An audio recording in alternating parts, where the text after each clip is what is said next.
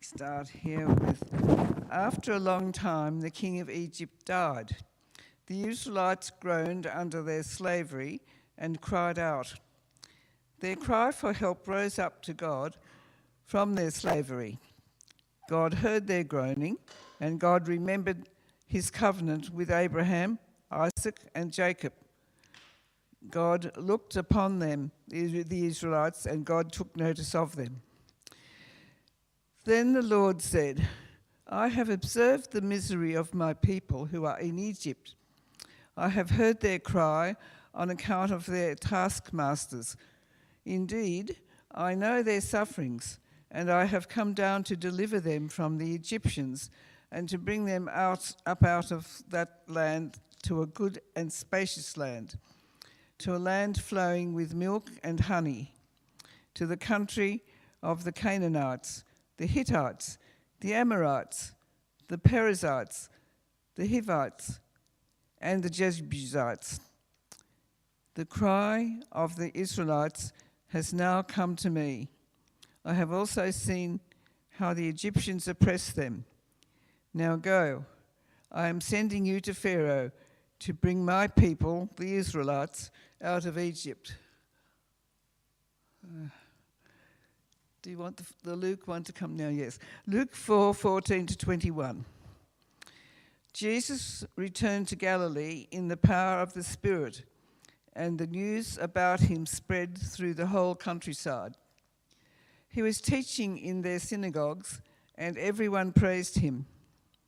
He went to Nazareth, where he had been brought up, and on the Sabbath day he went into the synagogue, as was his custom.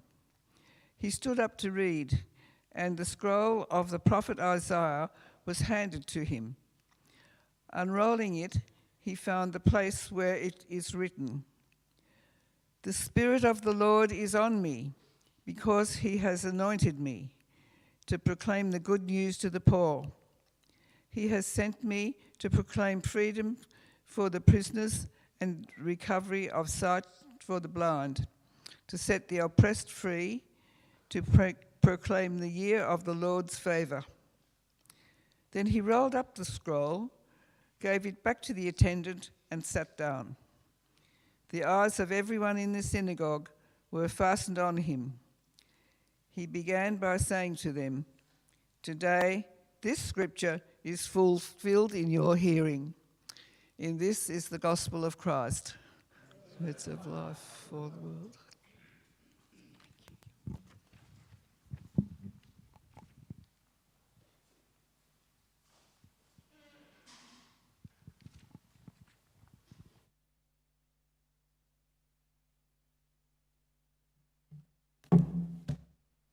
Good morning, Reevesby Uniting Church. It is so great to be with you all today and to be back at Reevesby Uniting Church after the forum where I was here last. Just bear with me one moment.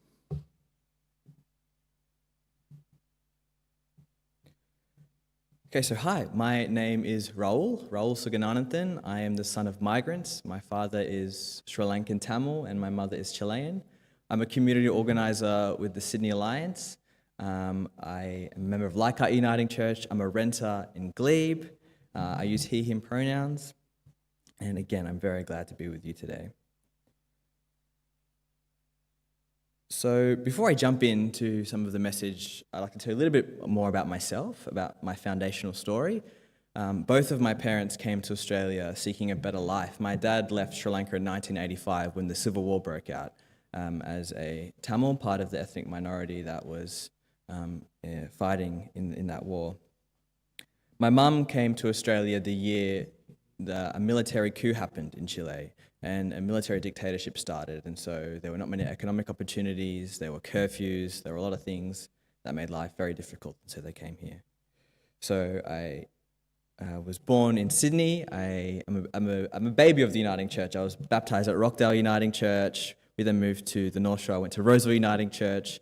My father lost his job in the global financial crisis, and the only job he could find in his field was in Melbourne, so we moved to Melbourne, where my immediate family all still live. I went to St Leonard's Uniting Church there, and then I moved back to Sydney for uni, and I'm now at Leichhardt Uniting Church. Although interestingly, at that time, I wasn't planning on going to church anymore, and I'll come later to the story of why I am so passionate about my faith and the Uniting Church. The other quick story I want to tell is about how I connected with Revesby, how the Sydney Alliance has recently connected with Revesby. It's really exciting and kind of emblematic of very small moments that have a big kind of butterfly effect. So I started at the Sydney Alliance about 4 months ago, and the next big action we had was this Renters Forum. There's actually been 3 of them, one in the CBD, one here in Southwest Sydney, and one in Parramatta. And in my first staff meeting on a Monday, they said, okay, so you're going to be helping out with logistics on this event. It's in a few weeks. We don't have a venue, so your job is to find a venue. And I had met this guy named Barry at a climate action conference put on by Uniting. And he was speaking about Revesby and how they're really passionate about social justice and getting involved. I was like, oh, this might be an opportunity. And I remember that Revesby was in Southwest Sydney. So I reached out to Barry and got connected with Revesby. And yeah, quite thankfully, you guys were so supportive and welcoming. And so coming back to the children's message, which was really powerful, one of the gifts that this space brought to the coalition that brought the whole thing together was the space, the proximity to transport, the tech, but most importantly, the hospitality and the people that were greeting us and welcoming us. So thank you for that. So who was there on the night? Was anyone joined? Yeah, a few people. Who has heard of the Sydney Alliance? Anyone been to an event or just at least heard about it before? Okay, a few people. Great. Well, we can learn a lot more today together. So these are some of the themes I'll be talking about: leadership, evangelism, and community organizing. Some interesting topics. And this is a photo from our last big assembly. You can see, it might be hard to see, but there's a big contingent from the Uniting Church. In the front is Reverend Alamoni from the Synod, specifically to the Uniting Church. And you can also see in the front politicians of all different parties and a whole cross-section of civil society. Really powerful.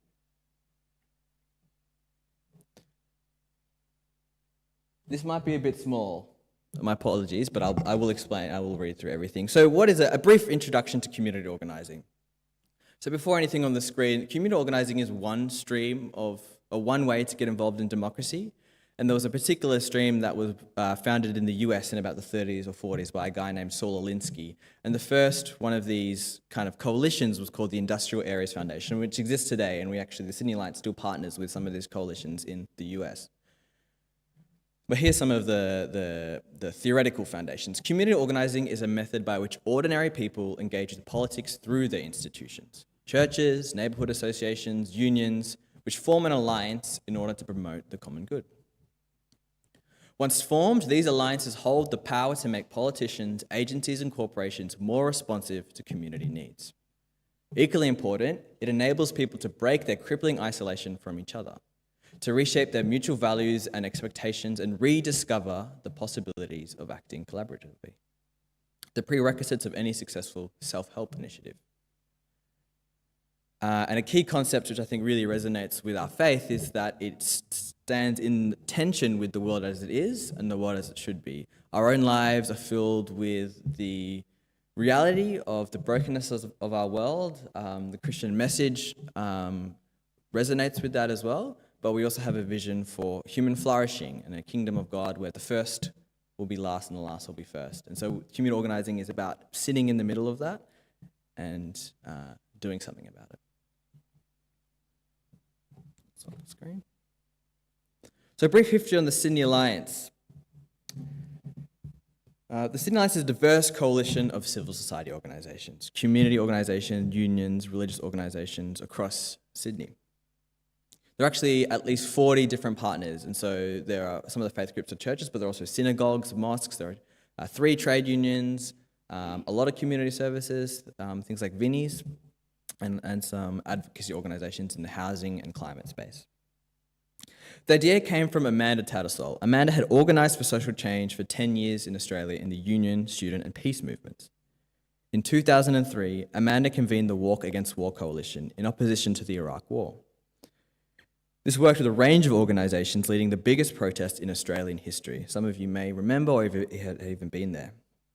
However, Amanda was frustrated with a lack of response from government and by the problems that those organisations encountered working together. As you know, we still got involved in that war. This drove Amanda to do a PhD on effective coalition building, and she went to the United States. She interacted and learnt from some of these foundational coalitions, and on return, she approached Unions New South Wales, who provided the seed funding to canvass organisations to explore their interest in the area. By 2007, 13 organisations had committed to building a Sydney Alliance, pledging $130,000 to create the organisation. By the next year, it was 22 organisations and $1 million. In 2011, the Sydney Alliance publicly founded with more than 2,000 people filling the Sydney Town Hall, as you can see in the photo, drawn from 26 diverse organisations. Today, there are 38 partner organisations representing the breadth of Sydney and a few more friends, which are smaller groups, Friends of the Alliance.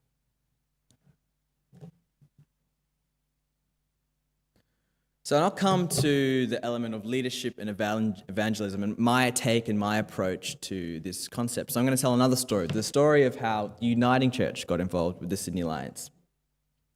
So again, the photo might be a bit small, but on the top photo, on the far right, is an ex-moderator of our synod, Niall Reid. And on the far left is Amanda Tattersall, and there's a few other leaders and organisers in the middle of that photo. And at the bottom photo is part of the Uniting Church contingent at one of these big assemblies. So this is actually a story from Niall Reid, written in his voice and his words. As the moderator of the Uniting Church Synod of New South Wales and ACT, I was given a brief for my 4-year term to promote, talk up, and encourage congregations and church members to live into the vision of the Synod. This vision was moving with God, transforming communities. As it turned out, one of the most significant events in my term as moderator was to be an unplanned, unexpected meeting in my office at 222 Pitt Street. I can remember being asked by my PA at the time if I'd be happy to meet with this person who had rung to organise a meeting. She said, "It is a bit strange. I do not quite know what she wants to see you about." I said, "Okay, I suppose. It is a meeting I can still revisit in a sort of out-of-body experience way." So it was that, not long after I became moderator in 2007, a woman named Amanda Tattersall came into my office and introduced me to herself and the Sydney Alliance. An idea just born, and as I listened, although I did not get what it was all about, as I was later to say in a meeting of our synod in 2010, in my heart, I knew this was something of God. This was something I was being called to see as God's birthing of something new. It was as if Christ was born again, and Amanda was the wise woman from the east, but in this case, from Unions, New South Wales. Just as unlikely a place for a messenger of God to come from that you might think. But with the same story of the insights of God are not limited to those where we are God's people, insiders, keepers of faith. So Niall goes on to say, not everyone in the church was convinced by the authority of the office of moderator, but I was able to open the door to our participation in the Sydney Alliance. So for me, on that day in 2007, Amanda came with a gift that was an answer to my prayer. It was the means by which we could fulfill the vision we had of transforming communities. It also provided an opportunity for our members to be engaged with people beyond our church and other different, hopefully more positive perspectives of the church to be shared with others. It is now the history that the Uniting Church Synod was a founding member of the Sydney Alliance, and many hundreds of members of the Uniting Church have been engaged in training and leadership. They have used Sydney Alliance principles in their own congregations and have been transformed themselves as part of this vision of transforming communities. For that, in no small part, we have to thank Amanda, the wise woman from Unions, New South Wales, who followed her star, which shed light on new possibilities for us as a church and for creating a better world. So this story was actually taken from a book of collection of stories about Amanda after she had finished her time with the Sydney Alliance, which is why it kind of focuses on her part in that story.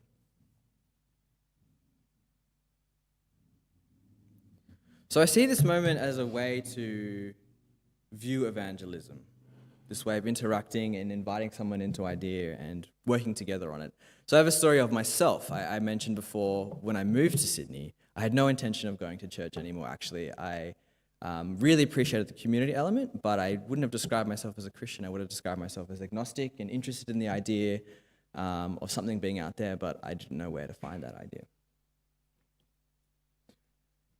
Another kind of key moment that has a butterfly effect is that when I was moving to Sydney, the housing crisis exists now as it did then, and I couldn't find any affordable accommodation except for something that Leichhardt Uniting Church runs. They run a student boarding house providing affordable accommodation to students at nearby universities.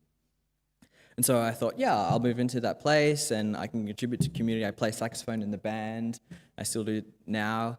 But I'll probably meet some friends at uni and move out with them, something like that.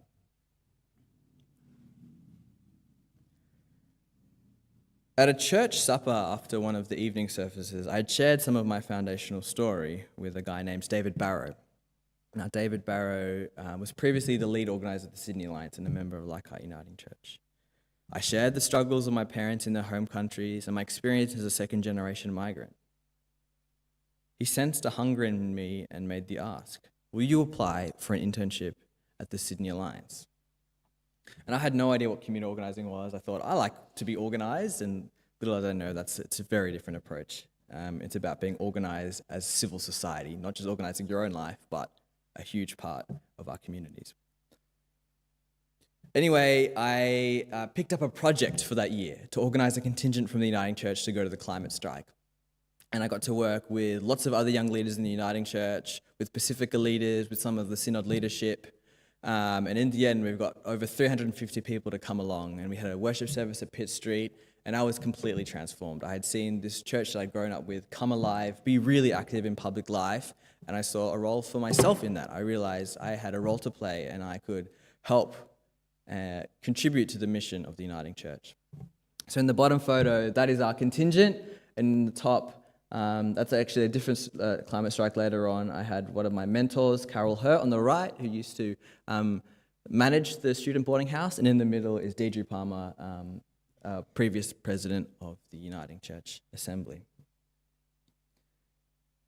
And again, it boils down to this one moment where someone saw something in me and made the ask. So I'll reflect a little bit more on this moment and why I think it's a good way to approach evangelism. So these moments, this is what evangelism means to me. Although agitational, someone makes an ask, you get pushed a little bit to go into a space where you might not have been before. These moments are actually deeply dignifying. Why? Because someone saw the potential for leadership in me that I hadn't seen in myself. Amanda saw the potential for leadership in the Synod that we hadn't seen for ourselves. Nowadays, the Uniting Church contingents are often the largest in these civil society gatherings, which is really great for the mission of our church and for a flourishing world. These moments of evangelism are invitational, and importantly, they're supported afterwards. David Barrow continues to be a mentor in my life, and I get to keep reflecting on my community organising vocation with him. But ultimately, it is a spreading of the Christian message. I think whether we're talking about Christianity or we're talking about community organising, if we're ever talking about caring for your neighbour, loving other people, loving the oneness of humanity and the oneness of our createdness, that is the Christian message, and a call to join God's mission. So I'll now go on to a little bit about as I just mentioned, how is community organising part of Christian mission?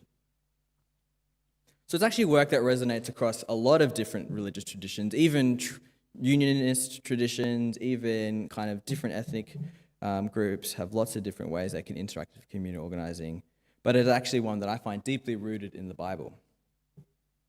So let's go back to the Bible passage we just read. The theologian Walter Brueggemann has a great book, Journey to the Common Good, and I find his discussion really helpful. Brueggemann says the great crisis among us is the crisis of the common good, the sense of common community solidarity that binds us all in a common destiny. The haves and the have-nots, the rich and the poor. Brueggemann considers how the Old Testament develops a theology of the common good. So we see, taking a big picture look at Genesis, Egypt has an abundance of food, and this drives Abraham to that place. But Pharaoh has a nightmare of scarcity, so institutes policy exploiting the Israelites, causing deep suffering. The Israelites cry for help. Brueggemann says the practice of exploitation, fear, and suffering produces a decisive moment in human history. This dramatic turn away from aggressive, centralized power and a food monopoly features a fresh divine resolve for an alternative possibility, a resolve that in turn features raw human agency. And so again, God says to Moses, I have seen how my people are suffering as slaves in Egypt, and I've heard them beg for my help because of the way they are being mistreated. I feel sorry for them, and I've come down to rescue them from the Egyptians. And he goes on to say, my people have begged for my help, and I have seen how cruel the Egyptians are to them. Now go to the king. I am sending you to lead my people out of his country.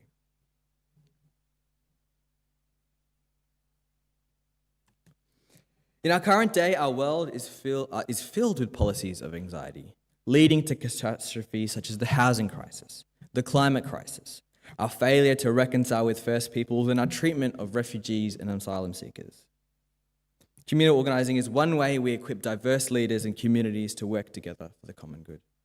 A common good that can only be achieved by confronting policies of anxiety with a theology of abundance. So this is our decisive moment.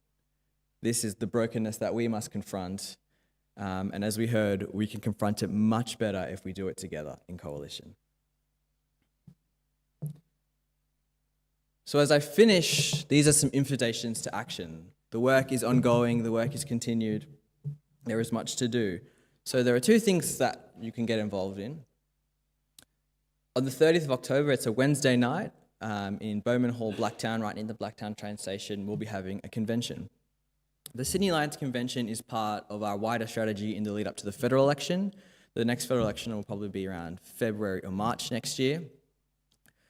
And at this convention, we're going to be bringing together actually members of state government and federal parliament. One, to actually celebrate some wins that we've had at a statewide level. In the very first photo I showed at the Westmead Assembly, we won bipartisan support for a ban on no grounds evictions, meaning both political parties, after that forum, committed. One of our asks was, will you create a law that says landlords cannot kick out renters for no reason? They must have a genuine reason. And there are quite a few genuine reasons on that list, but it can't be just an arbitrary kick out. And so we got that ask confirmed at that assembly, and then the Labor government actually was elected after that, and they've now recently committed, and those laws have been passed. So we're going to have the State Housing Minister, Rose Jackson, there to recognise that work. Then we'll also be speaking and having federal MPs there as we discuss housing, the climate crisis, inviting them to come to another assembly, a really big one next year before the federal election, where we'll be making hard asks of them. So for these things to happen, we need a lot of people in the room, and we need a lot of helpers. So I have some more information, some flyers if you want to check it out.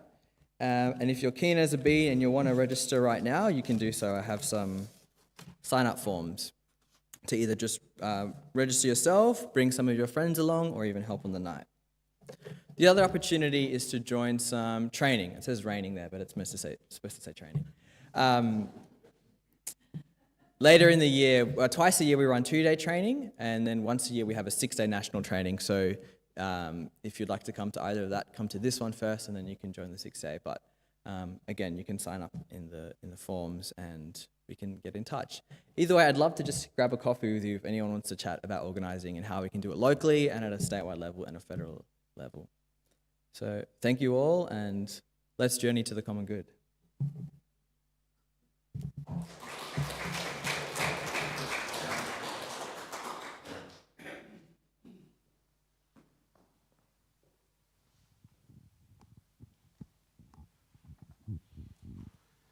Good morning, church. If you'd like to bow your head in prayer. Most holy friend, you have sent us, Jesus, to mend that which is broken and to heal that which is deceased. In his name, our troubled hearts speak to you.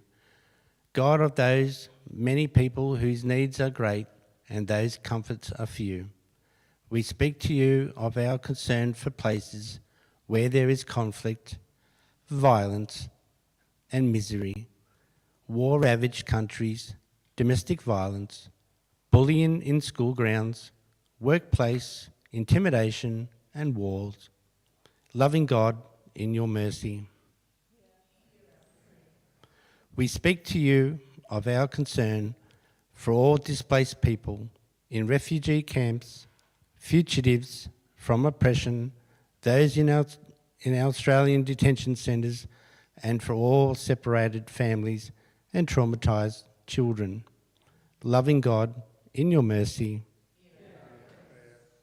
we speak to you of our concern for neighbours, workmates, members of our own families who are doing it tough, the unemployed, those fighting terminal or chronic illness, others in despair from broken relationships, some grieving a death. Loving God, in your mercy, we speak to you now, loving God, of ourselves. Help us, in our own small way, to be more like your compassionate Christ. Shape our thoughts, sift our feelings, supervise our efforts, bless our abilities, that we may get the best out of each day and give the best to those around us. Through the grace of Christ Jesus, our Redeemer, we say, Amen.